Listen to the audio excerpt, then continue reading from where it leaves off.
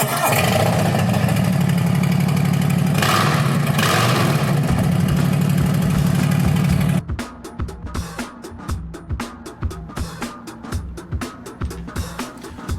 to the Porky Podcast. I'm your host, Chris Ellis. Porky.co is the way to go in creating rides and connecting riders. Porky's platform technology helps you to find, meet, ride with your motorcycle tribe. This Porky Podcast is sponsored by Rolling Thunder Harley-Davidson. Visit rollingthunder.co.nz and choose your flavor of Harley-Davidson Freedom. Use promotional code PORKY20. That's PORKY20 to receive 20% off your first online order at rollingthunder.co.nz. With the start of the riding season, we have seen a recent cluster of motorcycle accidents, so we brought in a motorcycle training expert to help us stay safe riding. Today's guest on the Porky Podcast is Dan Ornsby, owner of Dan Ornsby Motorcycle Training Limited. Thanks for joining us, Dan. Yeah, thanks, Chris. Thanks for inviting me along today to share my story.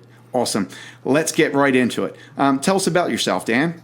Where are you from? Tell us what you do. Yeah, so I'm 45 years old. I've been born and bred in Canterbury. Lived here all of my life between Christchurch City and out Oxford near the foothills. So I was born into motorcycling basically. So second generation, you look up Easy Rider in the dictionary, there's a photo of my dad there. Oh, cool. I feel very privileged actually that, so I've been supported by my father and my passion all of my life. It's something that he had to keep from his mum and dad, so which must have been tough. Awesome. And how long have you been training motorcyclists to ride more safely? So I have been in the industry for now 11 years. So I've been an instructor for 11 years. I started my own business, which actually we've recently rebranded and named, but so we've dropped the Dan. We're now Ornsby Motorcycle Training. Awesome. Yes. And what sparked your interest in riding? Yeah, so like I say, it's my father. Ever since I can remember, all I've wanted to do is ride motorbikes. Mm-hmm. Yeah. What was your first bike? So my first bike was a hand-me-down off my auntie. It was a wee, I wouldn't even know the model actually, but it was a wee 50cc two-stroke Suzuki trail bike. Mm-hmm. And what's the current bike you're riding right now? So now my everyday workhorse, you might say, is a BMW 1200 GS, which is just ticks all the boxes for me, like I say, for an everyday bike. Excellent. And what kind of bikes would you have in your dream garage if money's no object? I guess I'm starting to accumulate a few. Unfortunately, over the years, due to budget restraints, they've sort of come and gone. My last bike, which I recently retired, was a Suzuki GSX 1400. I vowed the day I bought that bike that I'd never sell it. I was starting to stack up a few in the garage. Look, if I had the money, and I would start to collect a few over the years, I'd like a range of different styles, so I could wake up in the morning, depending on my mood, there'd be something there that I could grab. Excellent. So what is your why? Why do you ride? Basically, I believe it's what I've always been meant to do. It gives, it's freedom. It gives me fulfillment. I can't dance, I can't sing, so it's my self-expression. It's something that I'm pretty good at. I definitely hear you that. We just got back from about 1,100K trip through Haast, and 3 days. So first and third day were great. Second day, I think we needed a bit of scuba gear, but it was definitely well worth the trip going down through the Haast Pass. So what is it that you get from riding? Yeah, it brings a smile to my face, basically. Fulfillment. And you mentioned your last ride. I rode through to the West Coast, which is one of my favourite rides for a work event. I rode there and back. This is a month or so ago in the pouring rain. The rain didn't dampen my spirits at all. I was out there on my bike. Excellent. And what's your earliest memory of riding? It's funny that I was asked by, we were having a chat with a customer the other day, and they asked me if I could remember the first time, and yes, I can vividly. I was 10 years old. And I know I would have liked to hop on a bike a lot younger than that, but we grew up in the city, moved to the country, so that was my first opportunity. My dad put myself and my brother on the bike out in the paddock. I took to it like a duck to water. My brother took to the fence, so we sort of kind of branched off in different paths from there. And what would you say is your happiest memory riding, or that relates to riding? I guess even going back to that same conversation, so yeah, I remember the first day. I remember the first day that I broke traction on a motorcycle. I remember the first day I got air. Now, I've always been a passionate racer, and probably my most memorable moments come from victories and just in different battles I've had out on the racetrack over the years. Awesome. So you've done a bit of racing. Yes. Yeah. Oh, cool. What have you been racing? So from 10, when I first got on a bike, I didn't come from a rich family, so unfortunately my father wasn't able to provide for me financially with motorcycling. But again, I always had that support. Mm-hmm. So from the age of probably 10, every penny I made was put in the bank account to buy my first bike. My first race bike was a 2-valve Speedway Jawa. So yeah, that was all those odd jobs, and trapping possums paid for that. Outstanding. And what would you say is your what's your favorite ride? My favourite ride? Look, it's every ride. Mm-hmm. So I've recently moved back to Oxford, so my daily commute is 60k, just relatively straight open road ride. I just enjoy getting on the bike, putting the helmet on. Other than that, as I mentioned, through to the coast, I've got relatives in Hokitika. Mm-hmm. Look, I've ridden that road through Arthur's Pass more times than I can remember, and I love it. Awesome. And what's your next ride that you have scheduled? Next ride, likely to be a work ride. Actually, I'm off to Dunedin, for work on Wednesday, so that'll be the next. Cool. So you'll be training out, running course down in Dunedin. We're actually heading down to a road safety meeting. Oh, cool. So it'll be just about talking about what we do and promoting awesome. Training. And if you listen to music while you're riding, what would be on your ride soundtrack? Funny thing, I've only recently got my first Bluetooth intercom system for work purposes. I always said that I'm definitely not one for distractions. Mm-hmm. So as far as these Bluetooth capabilities, talking on your phone, listening to music, that sort of thing. And I said, that's not for me. Now, I accidentally got the radio up one day, and since I have listened to music from time to time, I still like to have that road noise and the engine noise. Look, if anything, it'd be something relatively quiet. Mm-hmm. Look, if you were putting a soundtrack to my riding, it'd be something classical, because to me, riding motorcycle is poetry. Cool. It's always great to hear another rider's story, and thanks for sharing yours. But let's talk specifically about rider training. As an NZTA-approved motorcycle training instructor, can you walk us through how motorcycle training works here in New Zealand? Okay, so I guess firstly, as far as training is concerned, we're all different and we've all got different needs.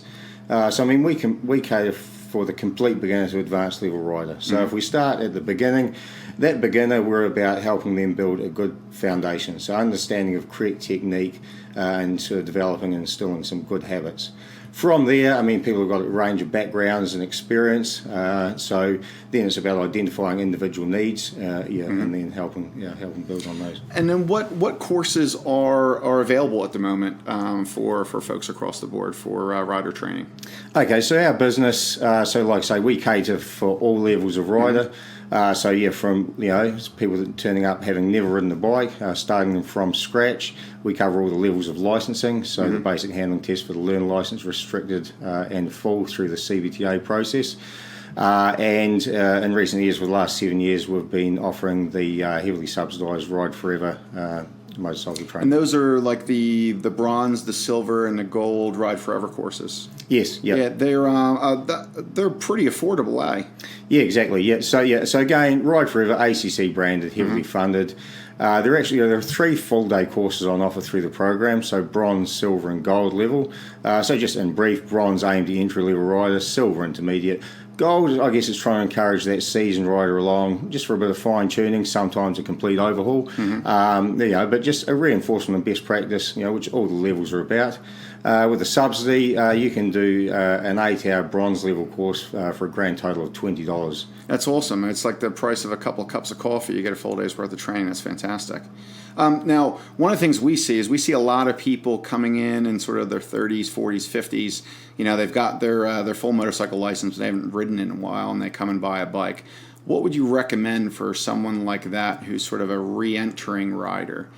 in terms of rider training? As far as the Ride Forever program, well, I guess that intermediate level course, that silver course, is, some people get confused about that because the bronze and the silver courses also do tie in directly with the relatively new CBTA licensing process. So licensing now strongly encourages or recommends training as part of the system.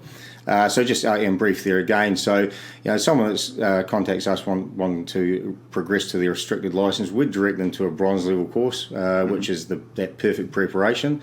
9 to 12 months down the line from there, then they'd come back and do a silver course just as a bit of a refresher, a brush up before sitting there full. So some people can be, like I say, a little bit misleading when they're looking at the Ride Forever website. They think that the silver course is all about licensing. Well, it's not at all. So so that returning rider, that's definitely the best place for them to start. And then, hey, how about, we've got a fair few folks I ride with that are really good riders, and a couple of them I've noticed have been taking some of the Ride Forever courses just to maintain their skills. So they're good riders, and they just want to become better riders. What are your thoughts on that, of folks that, are confident riders, are capable riders, and come and taking one of these affordable courses? What would you suggest for them? Yeah, so, as you know, we have quite a lot to do with the hog club, with a lot of different clubs, and so we just did a private hog course recently, and just one particular rider on that day, he comes in and attends, he's slipped a little bit, but just generally a Ride Forever Gold course annually, and a very good rider, and each time he turns up, it's really hard to pick fault in his riding, but he's simply there to make sure that nothing has slipped, and again, just, for reinforcement. Awesome. And then the ACC has a motorcycle rego rebate offer on. Can you tell us a bit about that? Yeah, so 1st of July this year, there's a 2-year pilot started on the $200 cashback incentive. So I guess firstly, we've been tied in with Ride Forever for 7 years now. And it's a brand that's becoming more and more recognised, and people are more receptive to training. There is that one group of rider that have been struggling to get bums on seats, and that is probably that person that's had their licence for 30 odd years and are of the opinion that, hey, I've been doing all right till now, what can I get? So it's trying to draw those guys out of the woodwork. Now, so the criteria is, if you've the main criteria is you've had your full licence for 5 years or more. If you have, then you do 2 courses, whether they be a silver and a gold, or 2 gold courses. Then you're basically entitled to $200 cash back. So that's $100 over 2 years. It sounds like the deal's kind of hard to beat. The courses are only $20 each. And you get a chance to have fun and ride all day and upskill and save some money. I don't see a downside to it. No, exactly. 20. The bronze is 20. The silver and the gold are 50.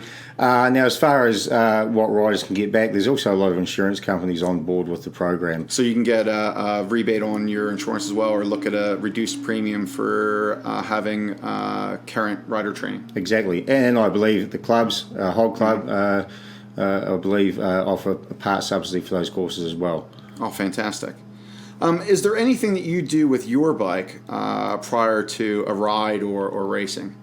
I think pre-ride checks are super important. Unfortunately, something that is very much lacking with a lot of riders out there.